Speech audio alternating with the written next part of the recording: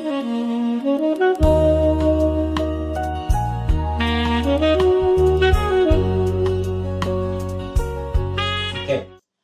ይስጥልኝ ፕሮግራማችን ተከታታዮች፣ ታሪክን ከባለ ታሪኩ በሚል መሪ ቃል በእስራኤል የኢትዮጵያውያን ብሔራዊ ፕሮጀክት እየተዘጋጀ የሚቀርብላችሁ የመጽሐፍት ዳሰሳ ዝግጅት ነው። ታሪክን ከባለ ታሪኩ በቤተ እስራኤል ሃይማኖት፣ እምነት፣ ባህልና ወግ የፍቅረ ኢየሩሳሌም የጉዞ ሂደት ዙሪያ ተጽፈው ለህትመት የበቁ መጽሐፍትን ይዳስሳል። አዘጋጆቹ አምሳሉ መሐሪና ሮኒ አካሌ፣ መቅረጸ ምስልና ድምፅ ኤዲተር አሸር ሳሙኤል። ሮኒ ጤና ይስጥልን። ጤና ይስጥልን አምሳሉ። እስካሁን እንግዲህ የተለያዩ እንግዶችን ጸሐፍትን፣ ደራሲያንን በክብር እንግድነት እየጋበዝን ቃለመጠይቅ አድርገናል። በዚህ ዙሪያ ምን አይነት ሀሳቦችን ተቀብለሃል? ትክክል ነህ አምሳሉ። ከአሁን በፊት በተደጋጋሚ የተለያዩ መጽሐፍን የጻፉ ደራሲያን ወደዚህ ቦታ እያቀረብን ከእነሱ ጋር የመጽሐፍ ዳሰሳን አድርገናል። የመጀመሪያው እንግዳችን የነበረው ራሚ ደስታ ነበር። በሱ ደግሞ 3 መጽሐፎችን የጻፈ ስለ ጻፋቸው መጽሐፎችን ዳሰሳዎችን አድርገን ስለ ወላጆቹ ስለ እስራኤል ቤተ እስራኤሎች ጉዞ በዛ በተመለከተ ሰፋ ያለ ውይይት አድርገን ነበር። ከዛ እንደገና ዶክተር ንግስት መንገሻን ወደዚህ በመጋበዝ 2 መጽሐፍቶች የጻፈቻቸውን በነሱ ዙሪያም ደግሞ ብዙ አጠንጥነን ብዙ አውርተን ብዙ ዳስሰን እንዲያውም ብዙ ሰዎች አይዟችሁ በርቱ ያሉበት ሰዓት ነበር። አሁን ደግሞ ከዛም በኋላ መምህር ይርጋ ዘይሳ ነው ወደዚህ በማጋበዝ ወደ 5 መጽሐፍቶችን የጻፋቸውን ከነሱ ጋር ውይይት በማድረግ እንዲያውም መምህር ይርጋ ሰፋ ባለ መንገድ በትልቅነት እንዳባት ከመምህርነት አልፎ እንዳባት ብዙ ነገሮችን የተናገረ ብዙ ነገሮችን የሰራ መሆኑን በዛ ዳሰሳችንን ለመገምገም ይችላል።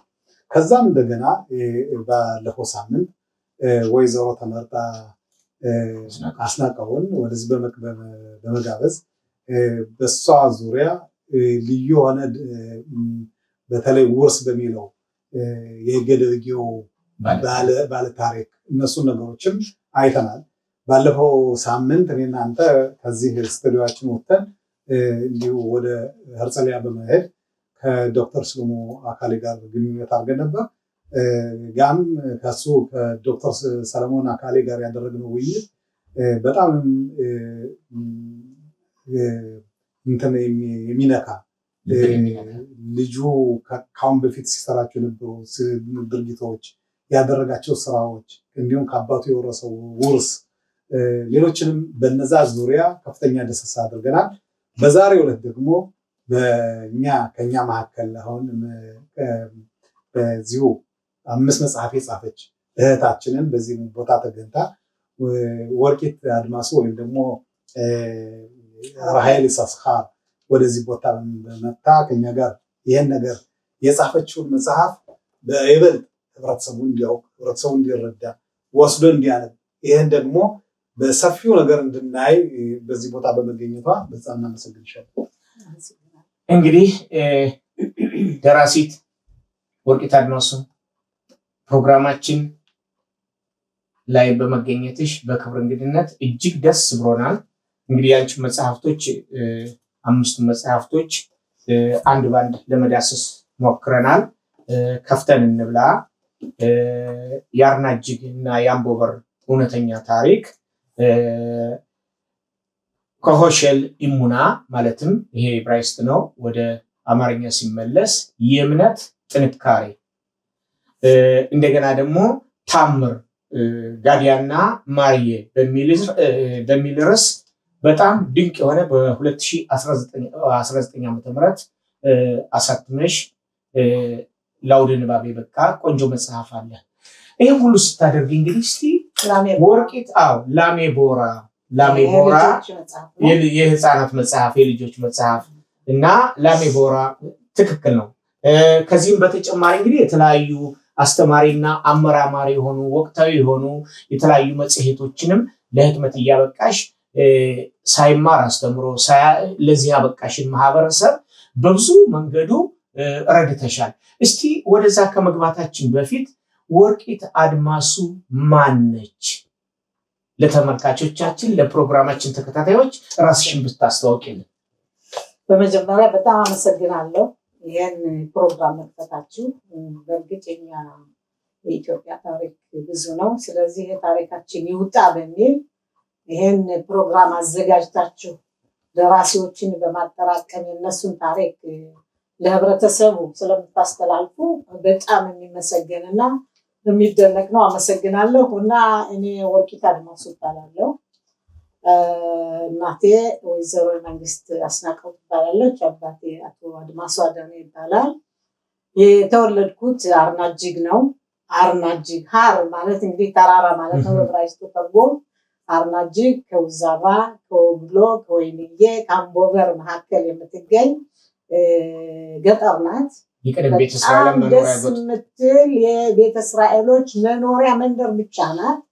ይችን ቦታ የቆረቆረው የኔ አባት ነው ከአክስቱ ልጅ ጋር በመሆን እና የተወለድኩት ከዛ ነው። ከዛ ተወልጄ 5 ዓመት ሲሆነኝ 4 ዓመት ተኩል መሰለኝ ወደ አዘዞ ቀበዚት አለኩኝ ከወላጆቼ ጋር ማለት ነው። ምክንያቱም ወደ አዘዞ ቀበዚት ያለኩበት ምክንያት ውድ ወላጆቼ ነፍሳቸውን ይማረውና አንደኛ አባቴ ዓላማ የነበረው የብጅሮንድ ሳሙኤል የሚታው ርስት ሩፋኤል ነበረ። ግንበኛ ነበሩ ብጅሮንድ ሳሙኤል እና እንዲያውም የፋሲልን ግንብ ሁሉ ሰርተዋል ነው የሚባለው። በዛ ስለሰሩ ቀሚስ ማዕረግ በመቀበል የሩፋኤልን ርስት ስለተቀበሉ ያንን ርስት ለማስመለስና ልጆችን ማስተማር አለብኝ በሚለው ያው ያለሙትን ቦታ በጣም ጥሩ ቦታ ነው የነበር፣ ለምለም ቦታ ነው የነበር። ሀብቱም እንደምሰማው ከሆነ እኔ ህፃነኛን ጊዜ ልክ ወተት እንደ ውሃ ማር እንደ ጭቃ ሚዛቅበት ቦታ ነው የነበር። ነገር ግን እነዚህን 2 ዓላማዎች በመመርኮዝ ወደ አዘዞ ይዘውን አለፉ ማለት ነው። ቀበዚት አዘዞ ልዩ መንደሯ ያው ቀበዚት ትባላለች። የቤተ እስራኤል መንደር ናት። የሁሉ ሀገር መናኸሪያ ናት። በጋይና የመጣ በሰቀልት የመጣ በገንዷ የመጣ በኮሸሽሊት በማንኛውም ቦታ መናኸሪያ ቦታ ናት እና ከዛ ነው ያደረው። እኔም ጥቅሽ ከጓሯችሁ እሸት ከጓሯችሁ ዋንዛው የተለያየ ከእናቴ ከታታ የመንግስት አስናቀው በልቻለሁ። ከያያ አድማሱም እንግዲህ እሸት ተቀብዬ በልቻለሁ። እዛ ገንዷ ገብሬ ስለተወለድኩ ትክክል ነህ። አዎ ትክክል ነህ አቶ አምሳሉ። በእርግጥ ያለ ቦታ አሁን እንዳልከው በጣም ደስ የሚል ቦታ ነው። ከዛ ቦታ ስናድግ አስታውሳለሁ። እንዲያውም አንተና ለሊ ትምህርት ቤት ሆናችሁ ኳስ ጨዋታ ሄዳችሁ አምሽታችሁ ስትመጡ ለወዳት ማን እንዳጠጣቸው የእንክርዳድ ጠላ ጠጥተው ቂጣ ነው እንጂ ቂጣ የእንክርዳድ በልተው ራሳቸው ዞሮ ሲመጡ የልጅነት ትዝታ በደንብ ነው ማስታውሰው። ትዝ ይለኛል። እና ያው ወላጆቼ የትምህርትን ጥቅም ስለሚያውቁ ከዛ አዘዞ ሀሁ በአባቴ አመካኝነት ሀሁ ቆጥሬ በእርግጥ በዛ አካባቢ ትምህርት ቤት እኔን ህፃኗን ለመላክ በጣም ችግር ነው። በሀገራችን ደግሞ ሴት ልጅ ደግሞ እንትን አልፋ አትሄድም እና እንደዛ ስለሆነ ያው አባቴ ቅስና ለመማር ከመለኩሴዎች 3 ዓመት ሲሜን ሄዶ ስለተማረ መጽሐፍ ማንበብ ይችላል። ነገር ግን ቅስናውን ሳይጨርስ ሌላ ዓላማ ስላለው ያው እኛን ለማስተማር ስለመጣ ማንበብ መጽሐፍ ስለሚችል እሱ ፊደሎችን አስቆጥሮኝ 1ኛ ክፍል አዘዞ አሴት ትምህርት ቤት ገብቼ ያን ጊዜ አንተን ማውቃለሁ። በድርሰት በጣም ጎበዝ ነበረ። በጣም የእጅ ጽሁፉ ሊረሳኝ አይችልም። ይገርምሃል። ከነ ታሪክ ክፍል ነበር። አሁን አንዳንዴ ስንገናኝ ይሁዲ መሆን መቼም ሰርቀህ እንደማንም ብለህ ትገናኛለህ እና የአቶ አምሳሎ ጽሁፍ በጣም ቆንጆ ነበር። የድርሰት ችሎታው ደግሞ ሌላ ነበረ። ከዛ ነው እንደሚመስለኝ ወደ ደራሲነትና ወደ ኤዲተር በጣም አንድ ደግሞ ነበረ ትልቃችን መሰለኝ ዜና ነው የሚባል እዛ ላይ የተማረ ፋሲለደስ እሱ ደግሞ በጣም ጎበዝ ነበር። በጣም እንዲያውም ሞኒተር ነበር የኛ አንተ እኔ ክፍል አልነበርክም በማቅቢል ነበር ግን በአፍሳካ እንደምንም ከነታሪክ ክፍል ስለነበር ታየዋለሁ በአፍሳ ጽሁፉ መቼም ይገርማል ሌላ ነገር ነው። እና እንደዛ ብለን አዘዞ አንደኛ ደረጃ ትምህርት ቤት ነው የተማርነው። በእግራችን እየመጣን ቅርብ ነው ያው ከካምፕ ወጣ ብለ ስልክ ሲደወል እንትን ምንድነው የሚባለው ደወል ሲደወል እንሰማለን እንመጣለን እንማራለን እንሄዳለን። ያው አንደኛ ደረጃ ትምህርት ቤቴን ከዛ ተናከብኩኝ። ሁለተኛ እንትን ግና ሃይ ስኩል ያው ፋሲለደስ ጎንደር ነው ያጠናቀቅኩ። ይገርማችኋል ቤን ዓመተ ምህረቱ ትንሽ እንዳይጠፋኝ እንጂ አባቴ ኢየሩሳሌም ይሄዳል ሲባል በእናቱ የሆነ በኩል በዛ 3 ሴቶች ልጆች አብረው መሄድ አለባቸው ተብሎ ያን ጊዜ በጣም ህፃን ነኝ። ይገርማችኋል አባቴ እኔን በላይነሽ ሞላን ይሁዲት ባርከውን ይዞ እኔ ልጄን አልሰድም ብቻዋን ብሎ እስከ አዲስ አበባ ሄደን ከዛ በኋላ እስራኤል ሀገር ዲፕሎምና የኢትዮጵያ ተቋርጧል ተብሎ ተመልሼ ከአባቴ ጋር መጣሁ። ከዛ 7ኛ ክፍል ነበርኩኝ። ያው እንደዚህ ሀገር በህፃንነቴ ነው የገባሁ ብያቸዋለሁ።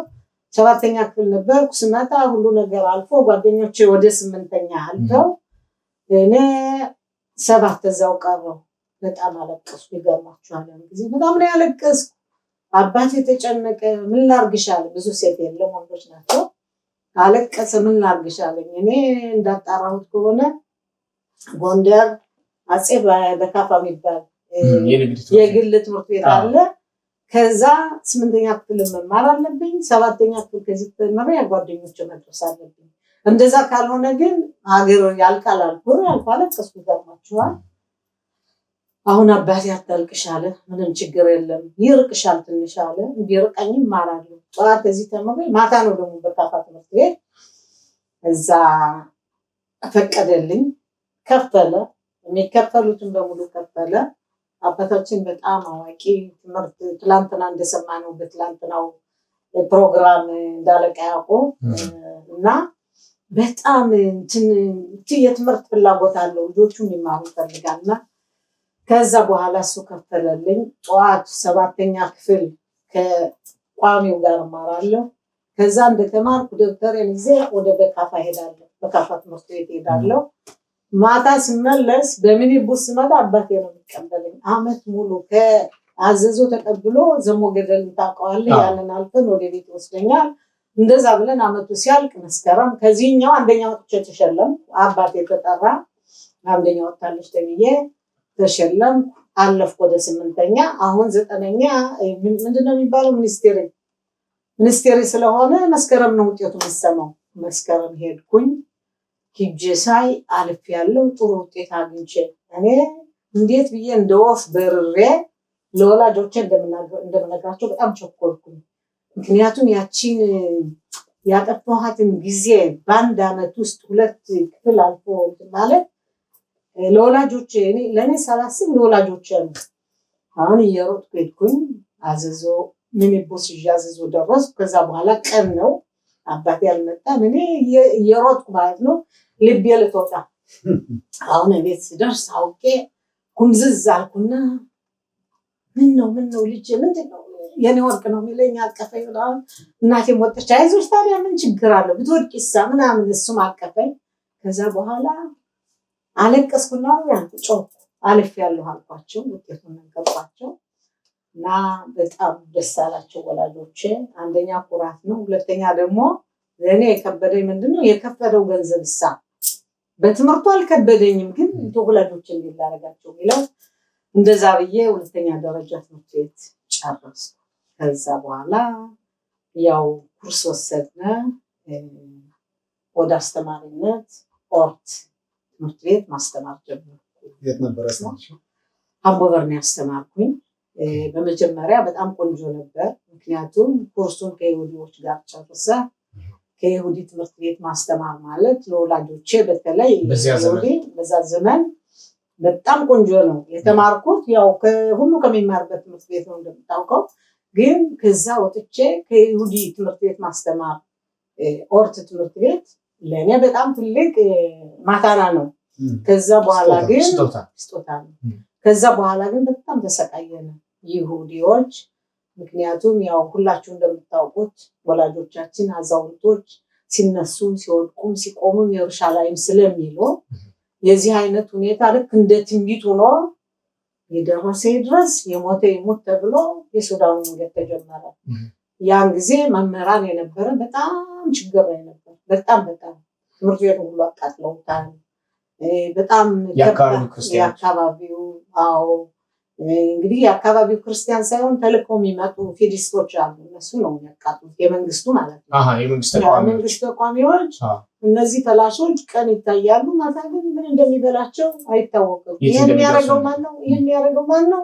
የተማረው ክፍል ነው። የተማረውን ክፍል እንግዲህ ወንድሞቻችን እንደሰማችሁት ጋሽ ገዳሊያ ነፍሳቸውን ይማረው፣ ጋሽ አስናቀው ከተቃጠለ በኋላ ከዛ በኋላ አስተማሪ የነበረው ደሞዝ የሚቀበለው ሁላ በተለይ 12ኛ ክፍልን ያልጨረሰ ቦታ የለው። የበላውን ብላ ብትሞት ሞት ተብሎ ግማሹ እስር ቤት ገባ። እኛ ግን ትምህርት የጨረስነውን ተቀበሉና እኔ ጎንደር ትምህርት ቤት ተቀበሉኝ። ግን የነበረው ሁኔታ አልነግራችኋለሁ። በመዘኛው በጣም ከባድ ነው የነበረው። ክቡራትና ክቡራን የፕሮግራማችን ተከታታዮች ደራሲት ወርቂት አድማሱ ወይም ራሄል በኢትዮጵያ የእስራኤል አምባሳደር የነበሩት የክቡር አምባሳደር አለልኝ አድማሱ እህት ነች።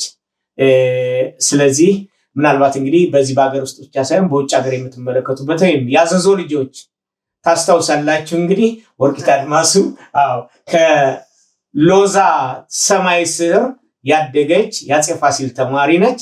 እንግዲህ ወደ ፕሮግራማችን እንቀጥላለን።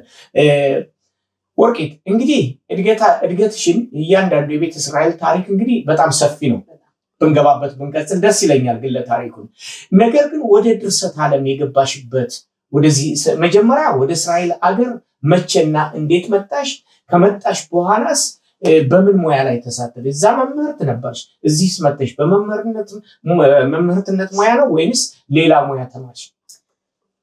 እንግዲህ እንደነገርኳችሁ ያው ከዛ ኢትዮጵያ መምህራን መሆን በጣም ከባድ ነው ብያለሁ። ከዛ ነው የምቀጥለው። ከዛ 1-3 ወር ኬሌ ነበርኩኝ። እስር ቤት ነበር። ኢትዮጵያ እስር ቤት ነበር። የመታሰሩ ምክንያት ምንድነው? ይሁዲዎች እየበረሩ ሲሄዱ ባለቤቴም በዛን ሰዓት ጠፋ። ከዛ ትዳር መስርተሽ ነበር? 2 ልጆች አሉኝ። ከዛ በኋላ እሱ እንዴት ሄደ እንዴት ጠፋ በሚል ማውጣት አለብሽ ተብዬ ታሰርኩኝ። ነገር ግን እኔ ምንም ማውቀው የለም። እናንተ ስኮላርሺፕ መጥቶለታል ወደ አሜሪካ ነው የሚሄድ ብላችሁ እናንተ ነው የሰደዳችሁት። ምክንያቱም እንደዛ ተብሎ ነው ያለ እናንተ ሲወጣ እንደዛ ተብሎ ብዙ የኛ ቤተ እስራኤሎች ለብዙ ይሁዲዎች ረድተዋል። እንግዲህ ለሱ ረዱት። እኔ ግን ህፃን ይዤ ነበረ መውጣት አልቻልኩም። ከዛ በኋላ እንዴት እንደዛ ይሆናል በሚል እስር ቤት ገባ። 1-3 ወር ታስሬ ተለቀው። በዛው ነው በወጣሁበት ማታ ያው በዘመድ አመካኝነት ከሆነ ቦታ ተደብቄ ወላጆቹ ተዘጋጅተው ነበር እስራኤል ሀገር ለመምጣት በ1984 ዓመተ ምህረት ነው። ያው በሱዳን መንገድ ነው የመጣሁ። ህዝቡ እንደተከላተመው ህዝቡ መከራ እንዳየው ቅድም እንደተናገርኩት የትልልቆች ትንቢት ስለሆነ እኛ እስራኤል ሀገር ረስታናለች፣ ሌላው ሀገር ረስቶናል። ስለዚህ እኛ ራሳችን በእግራችን መሄድ አለብን በሚል እንደ ትንቢት ስላወጁ ወላጆቼ ሲጠብቁኝ ነበረ። እኔ እስር ቤት እንደወጣሁ 5 ደቂቃ አልተቀመጥኩም። ያው ቀጥታ የሌሊት ጉዞ አደረግን። በጭልጋ አድርገን ያው ከዛ 12 ሌሊት 12 ቀን ተጉዘን ሱዳን ሀገር ገባን ማለት ነው። በስንት ዓመተ ምህረት? በ1984 እንደ አውሮፓ አቆጣጠር የወጣ ነው። በፌብሩዋሪ 25 ቀን ነው። ሱዳን እንዴት አገኘሽ? የሱዳንን ነገር እንዴት ታስታውሻለሽ? በመጀመሪያ ደረጃ ሱዳን ከመድረሳችን በፊት መንገድ የነበረው ስቃይ ልነግራችሁ አልችልም። በጣም ከባድ ነው የነበረው። ያው ሴቶች እየተነጠቁ ሲወስዷቸው ሲደበደቡ የያዝነውን ስንቁሉ ስንቀማ ራቁታችን ሲያስቀሩን ማንኛውም ጨምላቃ ኩታራ ሁሉ አሁን ወደ ኢትዮጵያ እንመልሳችኋለን ወደ መንግስት እንመልሳችኋለን ሲባል የዛን ጊዜ እኔ ወደ መንግስት ከተመለስ እንግዲህ ከለስ ወጣ ፈርሜ ወጣሁት ልነግራችሁ አልችልም። ከተመለስ የሚጠብቀኝ ሞት ነው። ምክንያቱም በዛ ሰዓት መምህር ሆነህ ጠፍተህ መሄድ በጣም ከባድ ነው እና እንደዛ ስለሚባል ያው ያለውን ገንዘብ እየሰጠነ በተሰቃይተን ሱዳን ደረስን። ሱዳን ስንደርስም አገሩ የተለየ ሰው ከኛ የጠቆረ የሚበላ ነገር የለ፣ የሚጠጣ ውሃ ጨው ነው እንጂ ንጹህ ውሃ የለም። ወገኖቻችን በሙሉ ተሰቃይተው መከራቸውን አይተው ሱዳን ከ4000 በላይ የኛ ወገኖች ሞተው እኛ ግን እግዚአብሔር ሲል ይሄ ስጋዬ ዛሬ የምታዩት አልነበረም አጥንቴ ብቻ ማለት ነው። እግዚአብሔር ይመስገን እናታችን ይዘን እስራኤል ሀገር ደረስን። ወርቂት በዚህ ላይ አንድ ነገር ወደ ልቤ መጣ። በተለይም የአንድ ዘመድሽ የእህትሽ ልጅ ይሁን ያክስትሽ ልጅ ትሆን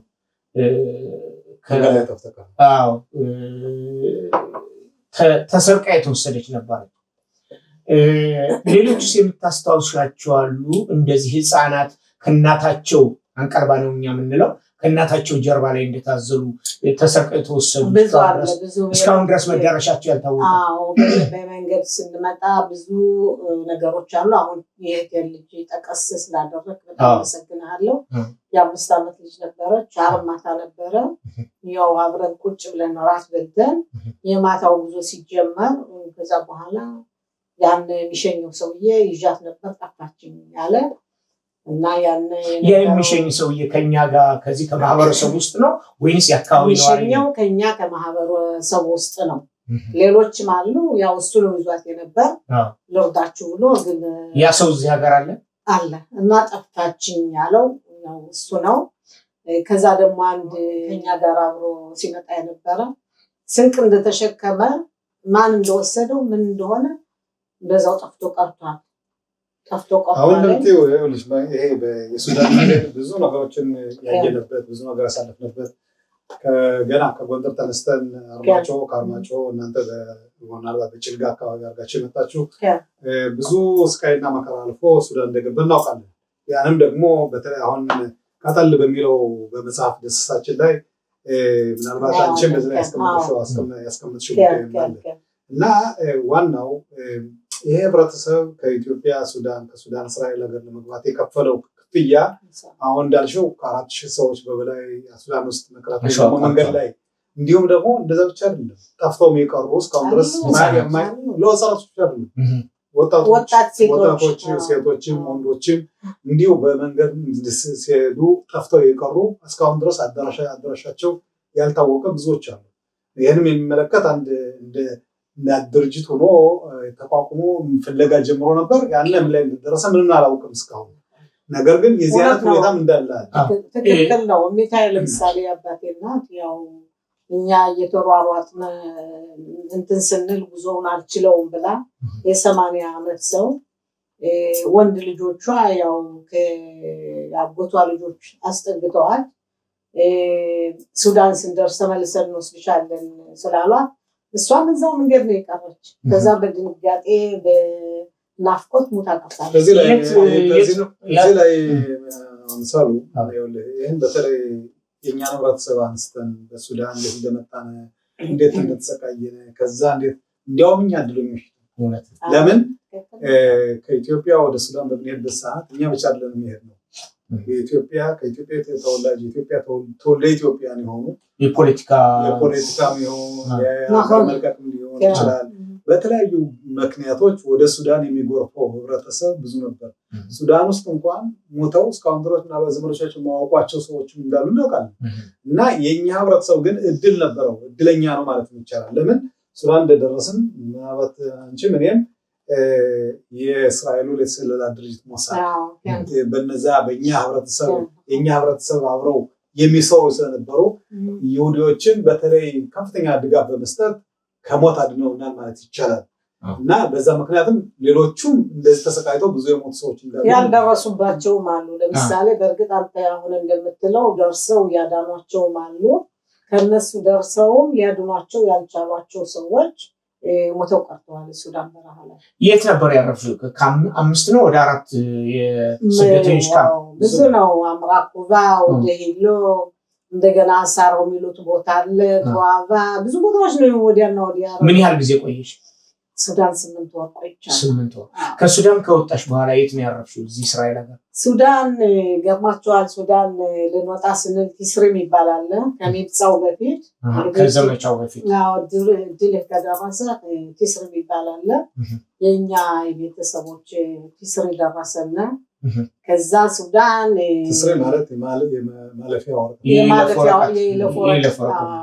ወረቀት ደረሰና ያን ጊዜ ሞሳድ እኔን ፈለገኝ። ለምን መርዳት አለብሽ፣ የተማርሽ ነሽ፣ 53 ሰው ከአንቺ ጋር ስለሚመጣ አሁን አንቺ በኃላፊነት ወስደሽ ህዝቡን መርጠሽ እስራኤል ሀገር ማድረስ አለብሽ ተባልኩ። በደስታ ብዬ በእርግጥ መጀመሪያ ፈራሁ። ለምን ሞሳድ ሲባል ሚስጥር አለ፣ ከተያዝኩኝ ሞት ሊመጣ ነው ምናምን። ለማንም ሰው መናገር አይቻልም። ያን ጊዜ ለማንም ሰው ለእናቴ ለወለደች እንኳን አልነገርኳትም። አሁን ያን ጊዜ ያው ካርቱም ደረስነ። 53 ሰዎችን በእጄ ተቀበልኩኝ። ምልክት አለ። አንዲት ይሁዲያ ካርቱም ከአየር መንገድ ፀጉሯን የተላጨች ቀይ ጨርቅ ይዛ ትጠብቅሻለች።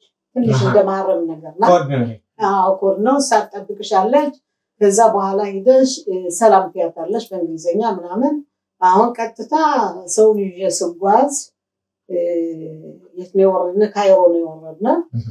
አሁን ካይሮ ያቺ ትጠብቃለች። ሄድኩና እጇን ይዤ ሰላም ጤና ይስጥልኝ ምናምን አልኩና ያን ጊዜ ካሙዝ ያለችኝ ኑ አንድ ላይ ያለች ኑ አሁን እኔን እየተከተላችሁ መጣት አለባችሁ ምናምን ብዬ ተሳፈርነ። ከዛ ከካይሮ ወደ ጻፋት ወደ ፈረንሳይ ሄድነ። አሁን ፈረንሳይ 3 ቀን ቆየነ። ልብሳችን ቀየርነ፣ ታጠብነ፣ በላነ፣ ጠጣነ። ያን የታመመውን ሰው ሁሉ አመላልሳለሁ ከሰዎች ከነጮች ጋር ሆኜ ማለት ነው። ከዛ በኋላ 3 ቀን ከቆየነ በኋላ እስራኤል ሀገር መጣን ማለት ነው። ያንን ምስጢር ለእናቴ የተናገርኳት እስራኤል ሀገር ገብቼ አመት ከቆየሁ በኋላ ነው። ይገርማቸዋል። ለምን ፈራሁ? የሚነገርም አልመሰለኝ። ከዛ በኋላ ግን ያው ለሰው መናገር ጀመርኩ። አፌን ከፍቼ እንደዚህ አይነት ነገሮች ነበሩ ብዬ ለመናገር በቃው። ከዛ እስራኤል ሀገር ኦኬ። እንግዲህ በኢትዮጵያ 12ኛ ክፍል አጠናቀሽ ካጠናቀሽ በኋላ በመምህርነት ሙያ ተሰማራሽ። እዚህ ከመጣሽ በኋላስ ምንድነው የተማርሽው ያጠናሽው? እዚህ ከመጣሁ በኋላ የመምህራን ኮርስ ጀመርነ። መምህራን የነበርነው 1-3 እንሆናለን። ከዛ ጀምረን ስናጠና ሚስራድ አቦዳ በረበኻ የሰራተኛው ማህበራዊ ጉዳይ እነዚህ መምህራን ሆነው ደህና ህዝብ ሲመሩ የነበሩ ሰዎች ሶሻል ወርክ ወይም ደግሞ አቦዳ ሶሲያል ተምረው የማህበራዊ ጉዳይ ሰራተኛ ተምረው ህዝቡን መርዳት አለባቸው። ምክንያቱም በሌላ ቋንቋ ህዝቡ ከሚከላከለው እነሱ በራሳቸው ቋንቋ ምንድነው የሚባለው የሀገሩን ሰርዶ በሀገሩ በሬ እንደሚባለው እነሱ መርዳት ይችላሉ ተብለን ወደ አቦዳ ሶሲያል እንድንመለስ አደረጉ። ከዛ ተማርነ። 2 ዓመት እንደ ኩርስ አድርገው ኮሌጅ አስተማሩነ። ከዛ በኋላ የተሰጠን ትውዳ ምንድነው? ኦብዲን ሶሲያሊን ክፍላቲን ብዙ ነው ስሙ። ተቀበልነ። በዚህ ያሉ አሉ። እኔ ግን አይ ይሄ ነገር ጥሩ አይደለም ዲግሪ መቀበል አለብኝ በሚል ዩኒቨርሲቲ ቴል አቪቭ ተመዝግቤ ያው ዲግሪን አገኘው ዩኒቨርሲቲ ቴል አቪቭ። ከዛ 2ኛ ዲግሪ ተመረቄ 2ኛ ዲግሪን ተቀበልኩኝ። ያው በዚህ ማህበረሰብ ባለኝ እውቀቴ እያገለገልኩ ከዛ በተረፈ እኔ በመደበኛ ስራዬ ብቻ አይደለም ሰራ ለህዝቡ በደንብ አገለግላለሁ። የበጎ አድራጎት እንትኔ ከህፃንነቴ ጀምሮ አለ። ስለዚህ የሀገራችን የኛን ባህል የመጣንበትን ለማስታወቅ አምቦበር አንተም ነበርክበት። አቶ ሮኒ አባትህ ነፍሳቸውን ይማረው አብረን 14 ዓመት 15 ዓመት ሰርተናል። አባሸቴ ካሸሊ ይህን ስናገር ጋሻ አሰፋ ጌጤ እኔ ምክትል ሊቀመንበርና ቃል አቀባይ ነኝ። 14 ዓመት ሰርተን የአምቦበርን ጸሎት ቤት አሳድሰን ዛሬ ሁሉ ጠባቂ ያለው ዘበኛ ያለው ያለ ቤት እንትናችን ቤት ክሬሴታችን እንዳይነካ ማለት ነው። ዛሬ በአውሮፓ በኤሲያ በማንኛውም ቦታ የሚመጣ ያንን ቦታ እያየ ለካ የኢትዮጵያ ልጆች እንዲህ አይነት ባህል አላቸው እያለ እያደነቀ ይሄዳል። ያንን ያሰራነ እንደኔ መሰሎች ከሆኑ ሰዎች ጋር በይናሉት ነው። ሌላው ደግሞ ሱዳን ረድቶ የቀሩ ወገኖቻችን ስማቸው በአንዳርታ እንዲጻፍ በባዕዳት ቢቆረጥ ይባላል። ከዛ 4 ዓመት ያው ከስራ በኋላ ወደዛ ነው የሚሄደው። አብሬ እየተሳተፍ ስማቸው እንዲጻፉ ካደረጉት አንዷ ነኝ ማለት ነው። እናመሰግናለን። ክቡራትና ክቡራን ተመልካቾቻችን እንግዲህ ደራሲት ወርቂት አድማሱ ከማህበረሰብ አገልግሎት በተጨማሪ ይሄ ማህበራዊና ጉዳይ ሰራተኛው ማለትም ሶሻል ወርከር ስለሰራሽ የእያንዳንዱን የማህበረሰባችን ያኗኗር ዘይቤ በቋንቋ በባህል የነበረውን ግንኙነት በሚገባ እንደምታውቂ እናምናለን። ፕሮግራማችን ወደዛ እንዳንቀጽል የሚያግደን ነገር አለና እስቲ ወደ መጽሐፍቶቹ 5 መጽሐፍቶችሽ ስንገባ በተለይ ታምር የሚለው የጋዲያና የማርዬ ከመጀመሪያው መጽሐፍ የሚጀምር ደስ ይለኛል። ኦኬ ከየትኛው እስቲ ባንቺ ምርጫ ይሁን። መጀመሪያው መጽሐፍ ከዛ በፊት ግን ወርቂት ይሄን መጽሐፍ እንድትጽፊ ያገፋፋሽ ያነሳሳሽ ምንድን ነው? ያሳለፍሽው የሱዳን መከራ ችግሩ ወይስ ደግሞ በትምህርት በእውቀት? እንግዲህ አንዳንዴ የስነ ጽሁፍ ሙያ ክህሎትም ከመማርም ሊመጣ ይችላል። ላንቺ አስተዋጽኦ ያለሽ ማህበረሰብ ታገለግያለሽ። ከዛ ሁሉ ጊዜሽን ሰጥተሽ ወደ ስነ ጽሁፍ ዓለም እንድትገቢ ያደረገሽ ነገር ምንድን ነው? ኦኬ ወይ በጣም ቆንጆ ጥያቄ ነው። ደስ ይላል። እና ወደ ስነ ጽሁፍ እንዳዘነብል ያደረገኝ ምንድን ነው? የኛ የኢትዮጵያ ቤተ እስራኤሎች ታሪክ በእንትን ተቆፍሮ አያልቅም። ብዙ ታሪክ ነው ያለን። ይሄን የኛን ታሪክ ነጮች አያውቁትም። ዝም ብለን እንዲሁ የመጣንና ቀላል ሰዎች ነው የምንመስላቸው። የኛ ቀላል ሰዎች አይደለንም።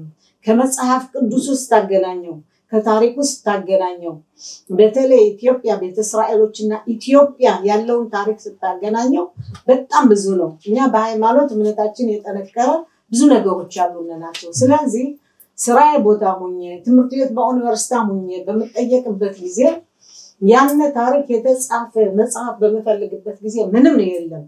ይገርምሃል አቶ አምሳሉ ምንም መጽሐፍ የለም። ስለዚህ እኔን ያነሳሳኝ ምንድን ነው? ይሄ ነገር በመጽሐፍ ሰፍሮ እኛ እንደተቸገር ነው ልጆቻችን እንዳይቸገሩ፣ እኛ እንደተቸገር ነው ተተኪው ትውልድ እንዳይቸገር፣ ይሄ ነገር ከመጽሐፍ ላይ መስፈር አለበት የሚለው ይሄ ነው ዋናው ያነሳሳኝ። ብዙ ነገሮች አሉ። ለምሳሌ የመጀመሪያ መጽሐፌ እውነተኛ ታሪክ ይላል። ይሄ እውነተኛ ታሪክ ነው። እውነተኛ የኢትዮጵያ ይሁዲዎች ታሪክ በአማርኛ የተጻፈ ነው። ወላጆቻችን የዛሬ ስንትን ሺህ ዓመት ምን ሲሉ እንደነበር ከዛ በእነሱ እምነት ተነሳስተን እንዴት ብለን በበረሃው በሱዳኑ ጉዞ ምን እንዳለ ሳናውቅ ጅብ ይኖር አውሬ ይኖር ምን እንዳለ ሳናውቅ የእነሱ እምነት ይዞና እንዴት ተነሳስተን ወደዚች ሀገር ለመድረስ ለመንካትችን ሀገር ለመርገጥ እንዳበቃና የሚገልጽ መጽሐፍ ነው። ከዛ ደግሞ በኢትዮጵያ በምንኖርበት ጊዜ እኛ ቤተ እስራኤሎች ለየት ካለ ቦታ ነው የምንኖረው። ለምን? ከነሱ ጋር ከተገናኘነ መውለድ አለ፣ ማግባት አለ፣ ዘሩ የእስራኤል ዘር ሊጠፋ ይችላል ስለሚባል እነዛ ነገሮች እንዳይሆኑ ይሄ የሚጠቅስ ነው የመጽሐፍ። ይሄ እውነተኛ ታሪክ ነው። የአምቦበር እና እንትን ብቻ ሳይሆን የአርማጅ ብቻ ሳይሆን ይሄ ጠቅላላ የኢትዮጵያ ታሪክ የሚነካ ነው። እንደገና ደግሞ ይሄ በዕብራይስጥ የጻፍኩት ብታዩት ኮሃሽል ኢሙና ይላል። ይሄ ራሱ የእምነት ጽናት ጥንካሬ ማለት ነው። ጥንካሬ ባይኖርህ እንዴት ብለህ ነው እንደው ዝም ብለህ ከባህር ገብተህ እሞታለሁ ሳትል ይሄን ነገር ማድረግ የምትችለው? በተለይ የመንገዳችን ሁኔታ ሲጠቅሰው በጣም ነው የሚገርመው። ባልቴቱ ምርኩዝ ይዞ አራሱ አዝሎ ሴቱ እርጉዝ እንደሆነ እየተጓተተ ሲሄድ በጣም የሚገርም የሚያስደንቅ ነገር ነው እና ያ ሁሉ ከዚህ መጽሐፍ አለ ማለት ነው። ጠቅላላ የኢትዮጵያ ቤተ እስራኤሎች ታሪክ ከዚህ አለ። በእርግጥ ወጥ ቅመም ሲጨምርበት እንደሚጣፍጠው የራሴን የግል ታሪክ ጨምሬበታለሁ እና ይሄ መጽሐፍ በእርግጥ አሁን አንቺ እንደምትይው እሱ መጽሐፍ ትንሽ እንደቃኘው የኢትዮጵያ የህይወት ታሪክ ከ2500 ዓመት በላይ ያስቆጠረ ጊዜ ነው እና አብዛኛውን ጊዜ አንቺ በዚህ መጽሐፍ ደስሳ ያደረግሽው ወይ መጽሐፍሽው እኛ ደስሳ ያደረግንበት እንዴት ነበር በዚህ 50 ዓመት ውስጥ 100 ዓመት ውስጥ በተደረጉት ሁኔታዎች ላይ ያጠነጠነ መጽሐፍ ነው ታሪክ ነው ያለው። ምናልባት ይህ ታሪክ ለወደፊቱ ታሪኩን ለሚመረምሩ ሰዎች በጣም ጥሩና መሰረት ያለው ነገር ሊያስጥላቸው ይችላል። የኢትዮጵያን ታሪክ ለማወቅ የኢትዮጵያን ይሁዲዎች ታሪክ ለመገምገም ከተፈለገ ብዙ ወደኋላ ዞረን መቃኘት ያስፈልጋል። ቀደም ጀምረሹ ነበር የኛ ታሪክ እስካሁን ድረስ ከተማሪ ተቆፍሮ ያልወጣ እንዲሁ ዝም ብሎ የተቀመጠ ደግሞ እንትን ቲክባ ማለት ተስፋ አለ። ለምን የሐዲሱ ትውልድ ከዚህም የተማረው ቋንቋውንም የሚችለው በመጽሐፍ ዓለምም ትንሽ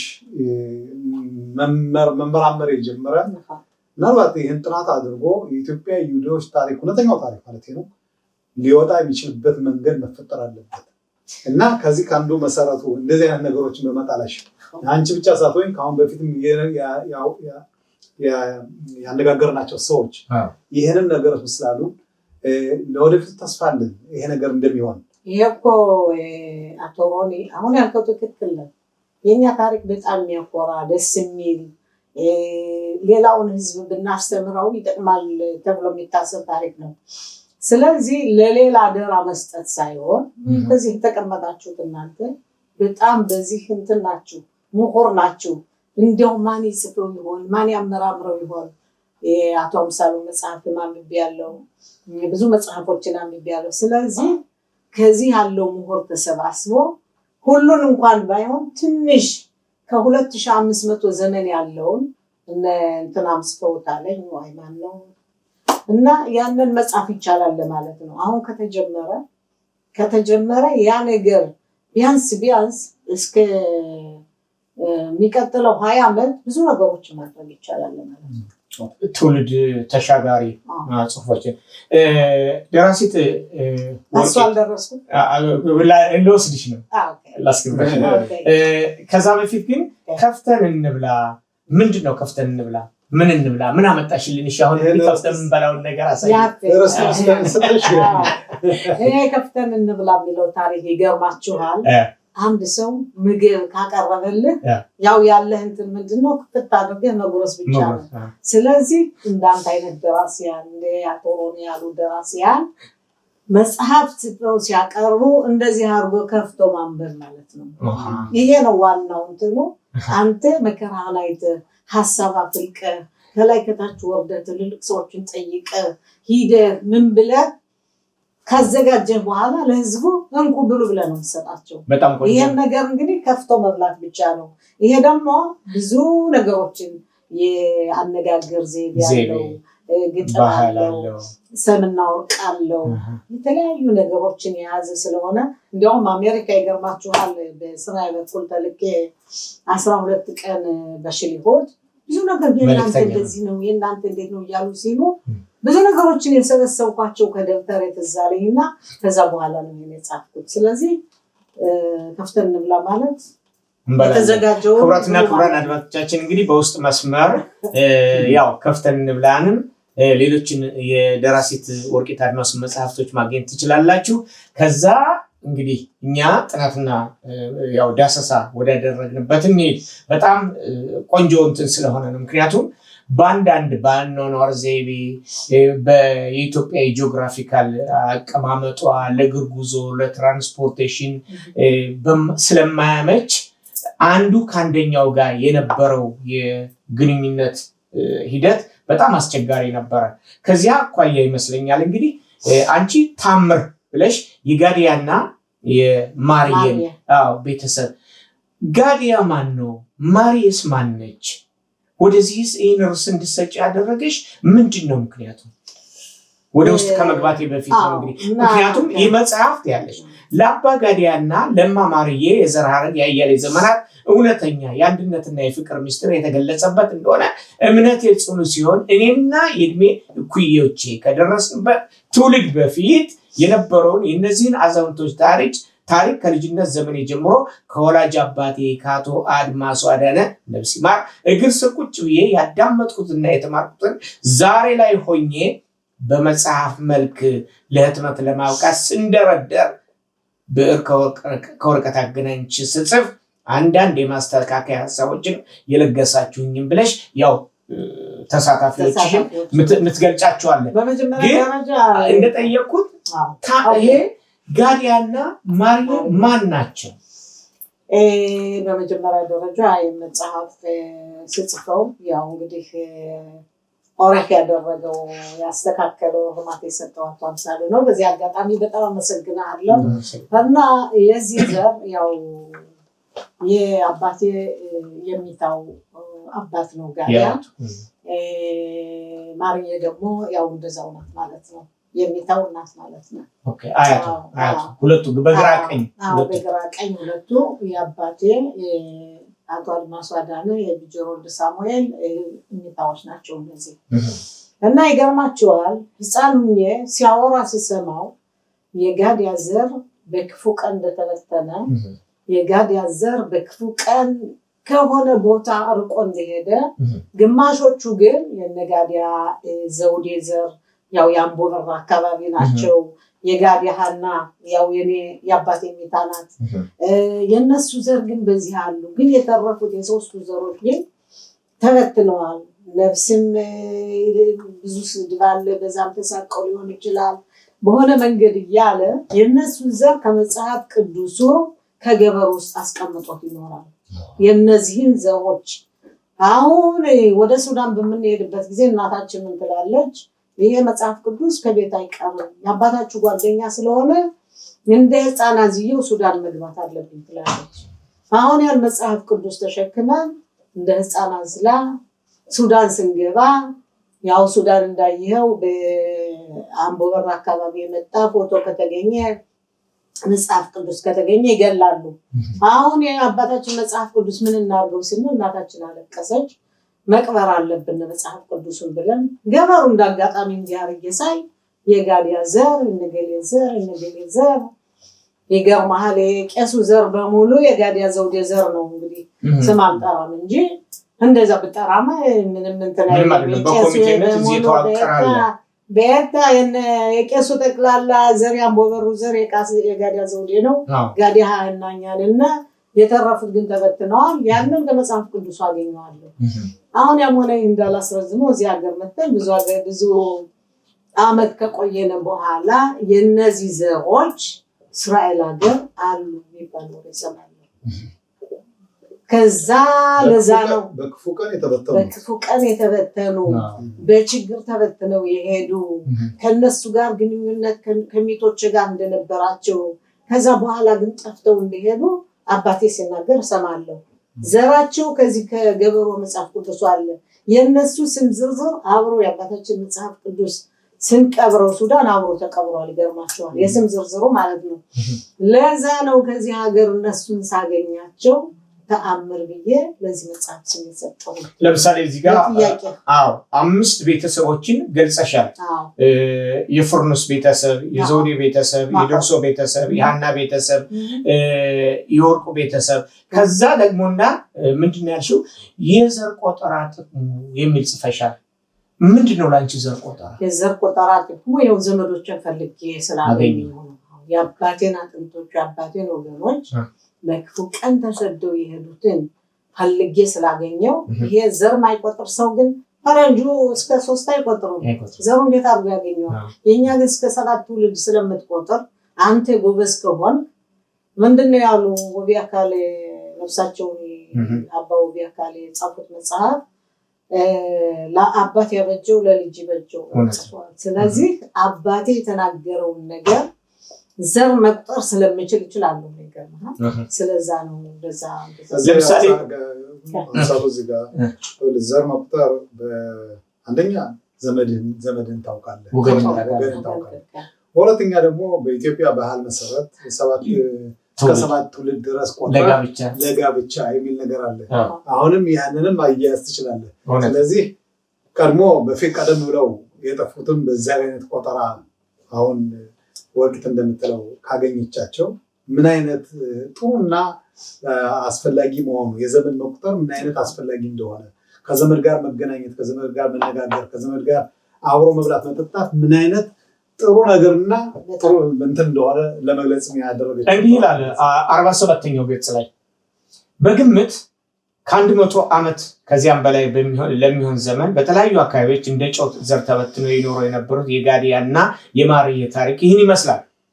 አቶ ጋዲያና ወይዘሮ ማርየ 5 ልጆችን ወልደው ከብደው ይኖሩ ነበር። ሁለቱ የእድሜ ባለጸጋ አዛውንቶች በትዳር ሕይወት ከመጣመራቸው ማለትም ከመገባታቸው በፊት አባ ጋዲያ ከሌላ ሚስት ከብቴ የሚባል ወንድ ልጅ ይዘው ሲመጡ እማ ማርየ ደግሞ ከሌላ ባል ሳራ የምትባል ሴት ልጅ ይዘው መጡ ይባላል። ከዚያ በኋላ አባ ጋዲያና እማ ማርየ ተጋብተውና በትዳር ሕይወት ተጣምረው እየኖሩ ኑሯቸው የሞቀና ፍቅራቸው የደረጀ ሲሆን በመካከላቸው 4 ልጆችን ወልደው በሰላም በደስታና ይኖሩ እንደነበር የቤተሰቡን የኋላ ታሪክ ጠንቅቀው የሚያውቁ ታላላቅ የማህበረሰባችን አባቶች ዛሬ ላይ ሆነው ከመናገራቸውን በተጨማሪ እነዛ ብልህና ታታሪ የዚያ ዘመን ሰዎች ሁለቱን የየግል ልጆች ማለትም ሳራና ከብቴን ለአቅመ አዳምና ለአቅመ ሔዋን ሲደርሱ መክረው ዘክረው ለውጭ ባዕድም ልጆቻቸውን አሳልፈው ላለመስጠት ወስነው በቃል ኪዳን ውል በጋብቻ አጣምረዋቸውና ትዳር መስርተው ወርቁን እንደወለዱ ይነገራል። ወርቄ ከከብቴና ከሳራ አብራክት የተወለዱ ወርቄ ለአባ ጋዲያና ለእማ ማርየ የልጅ ልጅ ቢሆንም የዓለም ስሙ የሚጠራው በጋዲያ ማለትም ወርቄ ጋዲያ እየተባለ እንደ 5ኛ ልጅ ሲሆን ከግራ ቀኙ አብራክ የወጡት 4 ልጆች ደግሞ ፍርኖስ ጋዲያ፣ ዘውዴ ጋዲያ፣ ደርሶ ጋዲያ፣ ሀና ጋዲያ ናቸው። የእነኚህ ቤተሰቦች ልጆች በሙሉ አሁን በምድረ እስራኤል ምን ያህል አሉ ብለሽ ትገምቻለሽ? ዋው ብዙ ናቸው። እስራኤል ሀገር በጣም ብዙ ናቸው። እኔ አንዳንድ ዘመዶችንም ለምሳሌ የጋዲያ ፍርኖስ ዘሮች አባት ታረቀኝ ነው ሙሉ ታረቀው ዘር ነው። በጣም ብዙ ነው። ሙሉ ታረቀኝ በዚህ ውስጥ ማለት ተወካይ ነው። እንደገና የጋዲያ ዘውዴ ደግሞ ቄስ ባርከውን ይዘር ቄስ በዚህ ባለቤት በሙሉ የቄስ ዘር ነው። የጋዲያ ሀና ደግሞ ያው እኔ ነኝ። እኔ ቁጭ ብያለሁ አባቴ ነው ማለት ነው። የጋዲያ ማን ያልከኝ የጋዲያ ደርሶ እንደደመቀ በላይ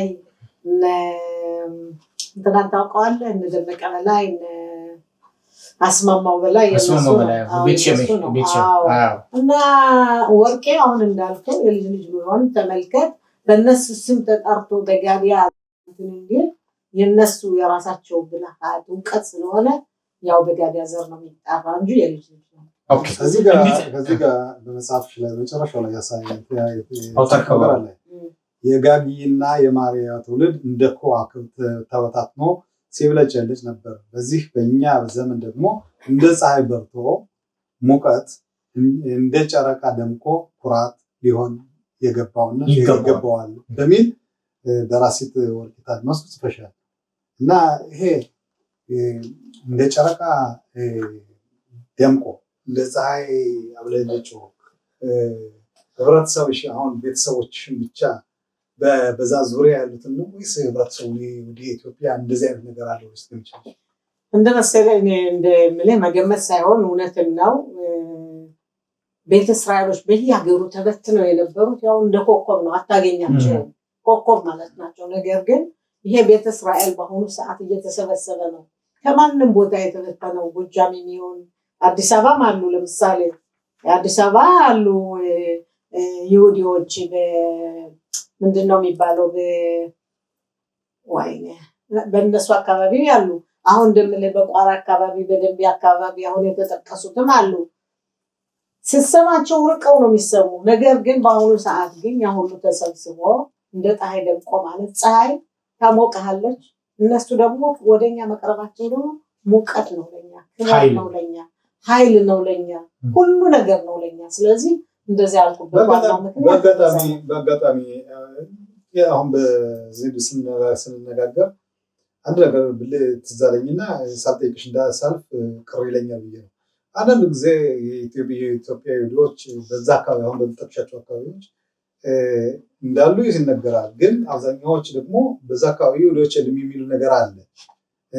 ያንን ነገር እንዴት በእንዴት አይነት መንገድ ነው የምታየው? እንግዲህ ከኛ ከኢትዮጵያ ቤተ እስራኤሎች ከመጀመሪያው ተነስተህ ስታየው ይሁዲ የለም ማለት አትችልም። ይሁዲ የለም ማለት አትችልም። 44 ዓመት በኢትዮጵያ ውስጥ ይሁዲት ጉዲት ስትገዛ እንደነበር የሁላችንም ንግስት ነበረች። 44 ዓመት ነው 40 ዓመት ኦኬ 40 ዓመት ስትገዛ ነበር እና 40 ዓመት ስትኖር ብዙ ይሁዲዎች ተመሽቷቸው እንደነበረ ከዛ በኋላ ግን ችግር እንደነበራቸውና በግድ ወደ ክርስትና እንዲያውም የሚባለው የኢትዮጵያ የክርስትና ሃይማኖት የመጣው በአብርሃና በአጽብሃ ዘመነ መንግስት ጊዜ ነው ይባላል። ከዛ በፊት ግን የነበረው አገዛዝ የይሁዲ ነው እምነት የይሁዲ እምነት ነው የነበረ። ስለዚህ ይሁዲ የለም የሚለው በኔ በኩል ተቀባይነት የለውም። ዘሩን እየቆጠረ የሚመጣ ብዙ የኢትዮጵያ ይሁዲዎች ኢትዮጵያ ውስጥ አሉ። ኢትዮጵያ ውስጥ ይሁዲ የለም ብዬ በምንም አይነት አልገመትም። ክቡራትና ክቡራን የፕሮግራማችን ተከታታዮች ታምር ማለትም የጋዲያና የማርዬ ታሪክ የሚገልጸው መጽሐፍ እንግዲህ ቤተሰቡ እጅግ ደስ ሊለው ይገባል። በዛ ቤተሰብ ውስጥ ደግሞ እንዲህ አይነት የስነ ጽሁፍ ሰው ታሪክን፣ ክብርን፣ የማህበረሰቧን ተወልደሽ ያደግሽበትን እንደሚያቀርሰው በኖር እንዳንቺ አይነት እህቶች ይብዙልን። ይሄ ቤተሰብ እንኳን ደስ ያላችሁ ልልም እወዳለሁ፣ ልንል እንወዳለን። እሷም እንኳን ደስ አላችሁ የምትለዋላት በግጥም ጋዲያና ማርዬ የተመረቃችሁ ውድ ልጆቻችሁ ተገናኙላችሁ። ጋዲያና ማርዬ አምላክ ያደላችሁ የዘራችሁን ዘር ተከማቸላችሁ። ጋዲያና ማርዬ እንኳን ደስ አላችሁ 5 ልጆቻችሁ ተዋህዱላችሁ። እንዴት ደስ ይላችሁ ከሰማይ ሆናችሁ በአካል ባትገኙ ከኛ ጋር አላችሁ። በእኛ መቀራረብ ይረካል ነፍሳችሁ። ከፊል ልጆቻችሁ እስራኤል ገብተናል ያልተሳካላቸው ተከፍለው ቀርተዋል። አምላክ ካለ ደግሞ ምኑ ይሳነዋል? በቃሉ መሰረት ያጠራቅማቸዋል። እናትና ልጁን ያገናኛቸዋል። ወገን መለየት በቃ ይላቸዋል። የአምላክ ስራ ብዙ ከጥንት ጀምሮ አባቶቻችንን መልሶ ያገባ 40 ዓመት አዙሮ የኛን ወገኖችም ያመጣል ዘንድሮ። ትውልዱ ምሩቅ ነው ከጥንት ጀምሮ ጆሮ የሰማለት ያብዳል እንደሚባለው ጋዲያ ሚል ሲሰማ ሆዱን ደስ አለው። መድረሱም አልቀረ አባቴ ያለው የነቢይ ስራ ነው። አሁን የሰማ ነው ትልቅ ታምር ነው በአይናችን የምናየው። ለካ እውነትን ነው አባቴ ያለው። ትውልድ በማስተማር ይኸው ተወጣ ነው። የወረስነውን ለወራሽ ሰጠ ነው። ዘር የሚተካው ትውልድ የሚተካው እንዲህ እያለ ነው። የጋዲያ ቤተሰብ የዚህ ምሳሌ ነው። ከላይ ከግንዱ ነው ከድሮ ከጥንት የእግዚአብሔርን ምርቃት የተጎናጸፍ ነው። ዘራችን አይጠፋም ዘላለም ይኖረው። በህይወት ብናልፍም ስማችን ቀሪ ነው። በህይወት ብናልፍም ታሪኩ ቀሪ ነው። እንኳን ደስ ያላችሁ ትላለች። በጣም አመሰግናለሁ። ግጥም መጻፍ እወዳለሁ። በጣም ግሩም ነው። ግጥም መጻፍ በጣም እኔም ማንበብ እወዳለሁ። ለዛም እኮ የሰጠነው ስናገጣ እግዚአብሔር ነው ይርማል። እና በእውነቴ ነው የምልሽ ብዙዎቹ በውስጣቸው የተቀመጠ ያልጻፉት በመከራ ያለፉት ልክ እንዲህ እንዳንቺ በጉዞ ሂደት ብዙ ነገር ያደረጋሉ። እንዲህ እንዲጽፉ በውስጣቸው የተቀበረውን ነገር እንዲያወጡ ለትውልድ ተሻጋሪ ታሪክ እንዲያስተላልፉ እንዳንዲት የማህበራዊ ጉዳይ ሰራተኛ፣ እንዳንዲት ምሁር፣ እንዳንዲት የብዕር ሰው ምን ትመክሪያለሽ? ከዛ በፊት ይሄ ላሜ ቦራ የሚለውን መጽሐፍ መናገር ፈልጋለሁ። እኔም ተምሬዋለሁ። ላሜ ቦራ ከኢትዮጵያ አሁን ከዛ ጋር አገናኝቶች ነው የጻፍሽው? ለልጆች መጽሐፍ ብሎታል። ምክንያቱም እስካሁን ድረስ የልጆች መጽሐፍ የለም እና ያው ይህን መጽሐፍ የጻፍኩት ልጆች ደግሞ ትንሽ እንዲቀብሱ በሚል ነው። በእርግጥ ላሜ ቦራ ታሪክ ትክክለኛው ከተጻፈ በጣም ይከብዳል ለልጆች እና ትንሽ ቀነስ አድርጌ ትንሽ ለልጆች በሚገባቸው ቋንቋ እዚህ ላይ እንደሆነ ላሜ ቦራ ልጆችን አደራ እንደዚህ ያለ አድገንበታል። በዚህ እንግዲህ መሰያነ ነው እንግዲህ አሁን ቆንጆ ነው እና ይሄ ነው አሁን ለጠየቀው ጥያቄ የኔ መልእክት ምንድነው? ቅድም እንደተናገርኩት ብዙ ታሪክ ስላለን አሁን እንዳልከው ደግሞ እንደኛ ትንሽ ከወዳቸው ያለውን ያላወጡ ብዙ ሰዎች ብዙ እህቶቻችንና ወንድሞቻችን ስላሉ እየጠየቁ ቢጽፉ መጽሐፍ ቢያነቡ አንድ ሰው ይሄን አደርጋለሁ ካለ አላማ ካለው ያና አላማ ይሳካለታል። ስለዚህ ይሄን አደርጋለሁ ብለው እንዲያስቡ የወላጆቻችን ባህላችን መረሳት የለበትም። ታሪካችን መረሳት የለበትም። ለልጆቻችን ምን እናወርሳለን ብሎ የሚያስብ ሰው ካለ መጽሐፍ አስፈላጊ ነው። በየትኛውም ቋንቋ ይሁን በአማርኛም ይሁን በእንግሊዘኛም ይሁን በዕብሪትም ይሁን በሚችሉት ቋንቋ መጻፍና ማስቀመጥ በጣም አስፈላጊ ነው። ሌላው ደግሞ ማይጽፉ አሉ፣ ብዕር ማያነሱ አሉ እና እንዳንተ አይነት ትልቅ ሰው ስላለ አንተ በጣም ጎበዝ ነህ። የብዙ ሰዎችን ህልም እውን አድርገሃል። ስለዚህ ወደ አንተ እያመለከቱ ወደ ሌሎችን ጊዜ ወዳላቸው እያመለከቱ ከሆዳቸው ያለውን አውጥተው ቢያጽፉት መልእክትን አስተላልፋለሁ። በጣም ቆንጆ ነው። እዚህ ጋር እንግዲህ ስለ ዘር ቆጠራ ጥቅሙ እንደሆነ በገጽ 114 ላይ ጽፈሻል። ምክንያቱም ዘር ቆጠራን መሰረት አድርገሽ ይህን ትልቅ ቤተሰብ ማዋቀር ማለት ቀላል ነገር አይደለም። ስለዚህ እንዲህ ይላል። በቤተ እስራኤል ባህልና ወግ መሰረት ወላጆች ለልጆቻቸው የዘር ሐረጋቸው እየቆጠሩ ማስጠናትና ከጥንት ጀምሮ የነበረና እስካለንበት ዘመንና ትውልድ ድረስ የዘለቀ ዘዴ ከመሆኑም በላይ ማህበረሰቡ ለረጅም ዘመናት በኢትዮጵያ ደጋ ወይና ደጋና ቆላማ አካባቢዎች ተበታትነው ሲኖር አገሪቱ ከነበራት የመሬት አቀማመጥና ለመንገድ ትራንስፖርቴሽን ካለመመቸት አኳያ የቅርብና የሩቅ የስጋ ዘመዶቻቸውን ለይቶ ለማወቅ ቀላልና ፈጣን ዘዴ ሆኖ ለዘመናት አገልግለዋል ይላል። እንዳንቺ ግንዛቤ እንዳንዲት የማህበራዊ ጉዳይ ሰራተኛ እንግዲህ የእያንዳንዱን ቤት የእያንዳንዱን የልጅ አስተዳደር የእያንዳንዱን የትዳር ህይወት የእያንዳንዱን ማህበረሰባዊ እንቅስቃሴ በተለይም ከኢትዮጵያ የመጣው ቤተ እስራኤል ከአውሮፓና ከአሜሪካ ከመጣው ፈረንጁ ጋር ከሰለጠነው ዓለም ጋር ምን አይነት ግንኙነት እንዳደረገ ምን አይነት ውህደት ማድረግ እንደሚችል ብዙ እንዳስተማርሽ አውቃለሁ። አሁን ባለንበት ዘመን ይሄ ዘር ቆጠራ ለጋብቻ ይሁን ለዝምድና ይረዳል ብለሽ ታስቢያለሽ? ይረዳል ብዬ አስባለሁ። ምክንያቱም ወንድም እህቱን ያጎትን ልጅ ማግባት አንደኛ በሳይንሳዊ ጥናት በሚደረገው በጣም ጥሩ አይደለም ለጤናችን፣ ለጤና ጠንቅ ነው። ምክንያቱም አንድ ሰው ለዚህ ነው ሸበላ የሆነ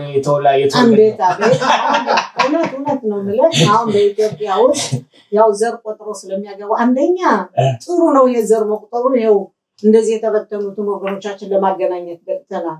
በሁለተኛ ደረጃ ደግሞ ወላጆቻችን አዋቂዎች፣ ሳይንቲስቶች፣ ተመራማሪዎች ናቸው። ምክንያቱም ያጎቱን ልጅ ካጎቱ ልጅ ጋር ቢድሩት ብዙ በሽታዎች ስላሉ የኢትዮጵያ ሕዝብ ስንኩል ይሆን ነበር። አሁን ብታየው የኛ ሕዝብ በጣም እንትን ነው። አሁን ነው ትንሽ እንትን እያለ የመጣ እንጂ ይሄ ዘር ቆጠራ ስላለ ጤናውን ጠብቆ ወገኑን ጠብቆ የሚኖር ስለሆነ ይሄ ነገር ቢቀጥል ደስ ይለኛል። ሌላው የኛ ሃይማኖት አንዲት ሴት በምትወልድበት ጊዜ ወንድ 40 ቀን ሴት 80 ቀን የወር አበባ በምታይበት ጊዜ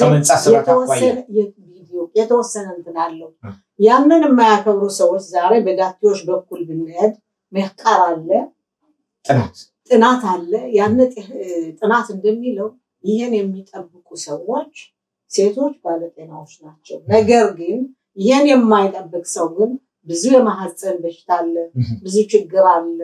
ስለዚህ የኛ ወላጆች ከተመራማሪዎች የበለጡ አዋቂዎች ናቸው እና የዘር ቆጠራም ይሁን ይሄን ንጽህናን በተመለከተም ይሁን ይሄ ነገር ተጠብቆ ቢኖር ለሚቀጥለው ትውልድ ጥሩ ባለጤና ህዝብ ይሆናል ብዬ አምናለሁ። ይሄ በአንድ በኩል ነው። አሁን እኔ እንደምሰማውና እንደምረዳው ደግሞ አንዳንድ ወጣቶች ምን ይላሉ? ዘር ቆጠራ እየቆጠራችሁ ይሄም ዘመዴ የማጎቴ የማክስቴ ሁሉም ዘመዴ ሆኖ ስላገኘው ቁሜ እንድኖር ትፈልጋላችሁ ወይ? ምን እናድርግ እያሉ ደግሞ የሚናገሩ ወጣቶች መጠፉ። ብዙ ሰው ሞልቷል። ቆማት ነው እንግዲህ አንተ ቤተሰብ ብቻ ወይ ምን ቤተሰብ ብቻ ወይ አቶ አምሳሉ ብቻ አይደለም። እንደተናገርሽው አንቺ ዘመዶች የኔ ዘመዶች ሆኑ፣ የኔ ዘመዶች አምሳሉ ዘመዶች ሆኑ። አሁን ሁላችንም ዘመዳማቾች ሆነ። እንግዲህ አሁን ሰባት ዶር ወይም ደግሞ 7 ትውልድ ለመቁጠር ብዙዎቻችን አንችልም ማለት ተቸግረናል። ማይችል ሰው ካለ ወደሚችለው ወጣቶች አብዛኛውን ጊዜ የተቸገሩት ምንድነው? ዘር ቆጠራ እኛ አሁን ዛሬ ባለንበት ደረጃ እኔ 7 ትውልድ ወደ ኋላ ቆጥራ በ4ቱ ማለት ነው። በአንድ በኩል አይደለም፣ በአራቱ ማዕዘን ቆጥረህ ለማግባት ለመጋባት በጣም አስቸጋሪ ነውና ይሄ ነገር እንዴት ይፈታል በሚለው አንዳንዶች መፍትሄ አግኝተዋል። ማለት እኛ የመጣ ነው እስራኤል ሀገር ነው፣ እስራኤል ሀገር ነው የምንኖር። ስለዚህ ኢትዮጵያኖችን ባናገባም ከሌሎች አካባቢ የመጡ ይሁዶች አሉ፣ እነሱ ጋር እንገባለን፣ ተቀላቅለን መኖር እንችላለን የሚሉም አይጠፉም። ስለዚህ ይኸውልህ ያንተ አደርነት ምን መሰለህ ያለብህን ኃላፊነት ለተተኪው ትውልድ ማስተላለፍ። የሚፈልገው ይቀበለዋል፣ ማይፈልገው ደግሞ ላይቀበለው ይችላል። ዋጋ ይከፍላል መጨረሻ ላይ። እንግዲህ ይፈላል አናውቅም፣ ግን የምናደርገው ምንድነው? እናንተ በስቱ የምናደርገው ለልጆቻችን ያለብንን አደራ የመጣንበትን ታሪክ ሁሉን ነገር መንገር አስፈላጊ ነው። አሁን ትላንትና እንዳመሸነው ምሽት ማለት ነው በጣም ቆንጆ ነበረ እና እንደነዚህ አይነት ነገሮችን ቁጭ ብለን ስንቀመጥም ስንነሳ እናስተምራቸው። ከተቀበሉ ደስ ይለናል፣ ካልተቀበሉ ደግሞ እስቲ እንግዲህ ደራሲ ተወርቂት እንግዲህ በማህበራዊ ጉዳይ ሰራተኝነት ረጅም ጊዜ አገልግለሻል። 35 ዓመት ቀላል ነገር አይደለም። በዚህ 35 ዓመት የማህበረሰብ አገልግሎት የሶሻል ወርከር ማህበራዊ ጉዳይ በተመለከተ የፈረሰ ትዳርን በእኔ ምክር መልሼ ገንብቻለሁ፣ የተበተኑ ልጆችን በወላጆቻቸው የፍቺ ወይም የተለያየ ችግር መልሼ በሁለት እግራቸው እንዲቆምና ማህበራዊ ህይወታቸው እንዲስተካከል አድርጌያለሁ የምትሉ ነገር ሲገለጭልኝ ከመጽሐፉ ይሄም አንዱ የመጽሐፉ አካል ነው። በተለያዩ ቦታዎች የገለጹ ታርጌት እና አድርጌያለሁ ማለት እኔ በጣም አልወድም። ነገር ግን ለኛ ለቤተሰብ ለእስራኤል ህዝብ ያደረግነው ነፍሳቸውን ይማረው ከነ ዳቪድ ዮሴፍ ጋር ሌሎችም ነጮች አሉ የሽምግልና ሁኔታ እንዲቋቋም አድርገናል። ባህላችን ነበር፣ ከባህላችን ወደ ሽምግልና ለወጥ ነው። ምክንያቱም ይሄው ወደ 38-39 ዓመት ይሆነዋል። ምክንያቱም ይሄ የኛ ህብረተሰብ ማህበራዊ ጉዳይ ሰራተኛ የሚለው አይገባውም። እንዲያውም ይሄን ስም ስታወሳለት እነሱ ያጣላሉ፣ እነሱ ቤት ያፋታሉ፣ እነሱ እንደዚህ ይላሉ ነው የሚል። ስለዚህ ምንድነው ያደረግነው? እኔ በምኖርበት ከተማ ሽምግልና ያቋቋምነው እርሾለት ሲሆን ያቋቋምነው ሽምግልና ምንድነው በደንቢያ ከመጡት በየሀገሩ ከመጣው ሰው በሙሉ አጠራቅመን ኮርስ እንዲማሩ አድርጌ ኮርሳቸውን ተምረው የቤተሰብ ግንባታ ቤተሰብን እንዲመክሩ ሴቶችን በሴትነታቸው ወንዶችን በወንድነቱ ህፃንን በህፃን በቀደመው ባህልና ንግግር ቪዲዮ በዛ አስተምረን ከዛ በኋላ እንዲያውም በምናስተምርበት ጊዜ የፍርድ ቤት ሄደው እንዲያዩ እንዴት ከዚህ ሀገር ፍርድ እንደሚሰጥ የፍች ቦታ ካለበት ከሜዲና አራባኑት ወስደን ፍች እንዴት ምክንያቱም ባህሉን ማገናኘት አለብህ። ከአንድ ላይ ለብቻ በዚህ ሄዳለሁ ማለት አትችልም። እስራኤል ሀገር ትምህርትና ሁለቱ በአንድ ላይ ሽሉ ሆኖ እንዲሄድ እነሱን ካስተማርነ በኋላ ከመስሪያ ቤታችን ከሁለት ቦታ ቢሮ ሰጥተን ስልክ ሰጥተን ሰዎችን እየጠሩ በራሳቸው ቋንቋ በራሳቸው ባህል ይገርማችኋል። የዛሬው የስንትና ዓመት ገሌ ታረደ አንድ ያለ ገሌ እንዲሆነ ገሌ ታረደ ገሌ ምናምን ሲባል የነበረው ተደምስሶ ቀርቷል በአሁኑ ሰዓት። ለምን በራሳችን ቋንቋ በራሳችን ባህል ሴቲቱን በሴቲቱ እየተመከረች እየተስማሙ ቤታቸውን ሰርተዋል። ከዛ በፊት የመጡት እኛ ሳንገባ ወይም ደግሞ የኛ ይሄ ፕሮጀክት ሳይጀመር ግን የተፋቱ ሴቶች ሲያለቅሱ ሲቆረቆሩ ነው የምሰማቸው። ለምን እኔ እንደ ሀገራችን እንዲሸመግሉልኝ ብዬ ብነግራቸው አይ እንደዚህ ካረገሽማ ፍቺ ብለውኝ እንዲህ አድርጌ ፈትቼ ወንድየውም ሲቆረቆር ሴትም ስትቆረቆር ልጆችም ተበትነው ብዙ ሰምተናል። ስለዚህ ይሄ ነገር እንዳይሆን የአዳር ትምህርት ቤት እንዴት እንደሆነ ሁላ ውስጥን አሳይተን ምን ብለን ተመልከቱ ቤት ሲበተን ልጆች እንዴት እንደሆነና በደንብ ተምረው በአማርኛም በኢብሪትም ያው እነሱ ራሳቸው አገልግሎት ስለሚሰጡ ይሄ ነገር በጣም ቀንሶ ነበር። ይቅርታ ልጨምር ስለፈለኩ ነው። ምክንያቱም አንድ የማህበራዊ ጉዳይ ሰራተኛ ይህን በተመለከተ ብዙ ነገሮች የተሰሩ ነገሮች አሉ። በተለይ ይህን ሀሳብ የመጣው በባህላችን መስሪያ ቤት አማካኝነት የኢትዮጵያ ችግር በትልልቅ ሰዎች አማካኝነት እኛን የራሳችን ችግር በራሳችን ብንፈታው በሚል በአማርኛ ተናጋሪዎች ሽምግልና በሚያውቁ ሰዎች የነዛ ሰዎች በየሀገሩ ተጠርተው ኩርስ ወስደው ደግሞ ከኛ ከማህበራዊ ጉዳይ ሰራተኛ የምንማርበት ነው። ከዛ እንደገና ይሄ ነገር መስፋፋት አለበት በሚል በሀገር አቀፍ ደረጃ የተደረገው ነገር እንደገና ወደ ከተማ ተለውጦ በከተማ አካባቢ በሚኖሩበት ለምሳሌ ርሾም ጽዮን ያሉት ተላቪቭ ያሉት ሰዎች ወናታንም የሌለባቸው ስለዚህ በየአካባቢያቸው እንደነዚህ አይነት ሰዎች በቅርብ ቢገኝና አስታራቂ ቢሆኑ ጥሩ። መጀመሪያ ግን ሁሉ የተሰበሰበው ከኛ ነበር። ሾለጽዮን ለመጀመሪያ ጊዜ የገነባነው እኛ ነን። በጣም ቆንጆ ነው።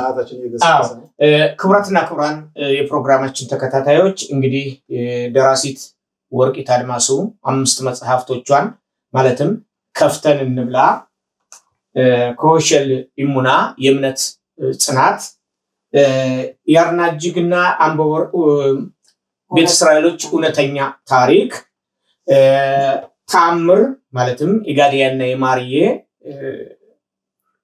ቤተሰብ የሚገልጹ እንዲሁም ደግሞ ላሜ ቦራ እነኚህ መጽሐፍቶች በውስጥ መስመር እየደወላችሁ ከደራሲዋ ማግኘት ትችላላችሁ። ስለነበረን ጊዜ እጅግ አድርጌ አመሰግናለሁ። አክብረሽ ስለመጣሽ በእውነት በዚህ ብቻ አይገታም። ለወደፊቱ በተለይም ይሄ ማህበራዊ ጉዳይ በተመለከተ ከአንቺ ጋር በርካታ ስራዎችን ልታስተምር የሚችልበትን መልእክታችን ሊተላለፍ የሚችልበትን ነገር ብዙ ነገሮችን ማድረግ እንደምንችል እምነት አለን። ስለዚህ ይሄ መጀመሪያ ቢሆንም መጨረሻችን አይሆንም። በተመሳሳይ ፕሮግራም ደግሞ እስከምንገናኝ ድረስ እጅግ አድርገን እናመሰግንሻለን፣ እናከብርሻለን። እህታችን እንዳንቺ አይነት እህቶች ይብዙልን። በጣም አመሰግናለሁ። እጅግ አድርገን እናመሰግናለን ስለነበረን ጊዜ። በተመሳሳይ ፕሮግራም እስከምንገናኝ ድረስ እንግዲህ ሌላ በሚቀጥለው ፕሮግራማችን ደግሞ ሌሎች እንግዶች ይኖራናል። እጅግ አድርገን እናመሰግናለን።